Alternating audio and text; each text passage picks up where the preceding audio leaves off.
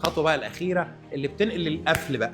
لو هو مش اوكي قال لك طب بس بعيد شويه، اصل اقول له والله لا، بعيد فين؟ المنطقه دي هتبقى زي ما محمود قال كده امبارح، لا المنطقه دي ديفلوبد وهتبقى كذا وكذا وكذا وكذا وكذا كذا، لا مش مايل لها. قلت له ما فيش مشكله، مش احنا قلنا في مشروعين في جبنه صح؟ اقول له بص عادي، عندي مشروع تاني في مكان تاني خالص مطور كذا، في امكانيات كذا كذا كذا كذا كذا، واحد بس اكلمه عنه بنفس الطريقه اللي هو ارباحه وميزته ايه. لا طب مش عارف ايه بتاع، يبقى احنا ما ينفعش معانا الا الاولاني.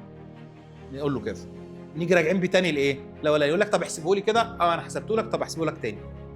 لو انت لسه حاسبه له ولا احسبه لي، احسبه تاني كانه ما حسبتوش اول مره. عادي امشي معاه واحده واحده. خلصنا ارتاح. الخطوه بقى الاخيره اللي بتنقل للقفل بقى. كل اللي فات ده كانه برزنتيشن كلوزنج، يعني كلوزنج نصين. اللي انا قلته ده النص الاولاني، لو غلطت في غلطه واحده فيه مش هتدخل للنص الثاني. لازم تمشي كده بالاختصار ده. الاخيره بقى ايه؟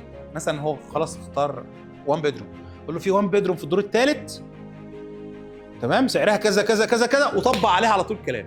طب مقدمها كام؟ مقدمها كذا، سعرها كذا كذا كذا كذا كذا، تمام حلوه دي، نحجزها. سؤال بسيط جدا. نتوكل على الله، بلاش نحجزها.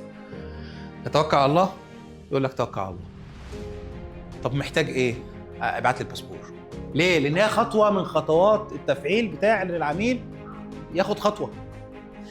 كل ما انت عرفت تحرك العميل انه ياخد خطوه للحجز، كل ما اشتغلت الموضوع، ما دارت الدايره، دارت العربيه.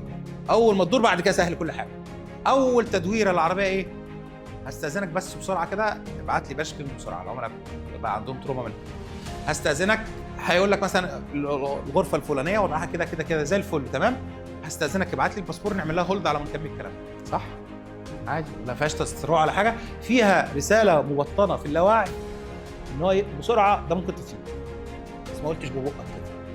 انت بتحترم عقله. خد بالك العميل دلوقتي بقى بيستفز جدا من كلمه بسرعه قبل ما تطير، قبل ما تتحجز، يلا اصل اخر واحده، اصل مش عارف. بتعصب العملاء جدا دلوقتي الكلمه دي، بتعصبهم ويكرهك ويبطل يتعامل معاك. فما تقولهاش. انت بتقولها ازاي؟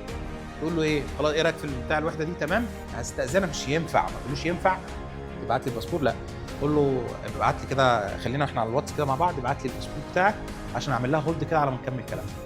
على ما نكمل كلامنا، يعني عادي انا مش ايه، ما بعتكش، ما خلصناش الكلام، ما قفلتش، ما لبستكش، لا، على ما نكمل ايه كلامنا. اذا انت مش ملتزم بحاجه يا عميل، واذا الشقه دي ممكن واحنا بنتكلم تتباع. معنى ان اعمل لك عليها هولد على ما نكمل كلامنا، ده معناه ايه؟ الحق بسرعه الشقه دي ممكن تتباع، احجزها صح؟ اعمل لها هولد، بس ما قلتهاش ايه؟ بس كده. فالعميل هيحس ان انت بتحترمه.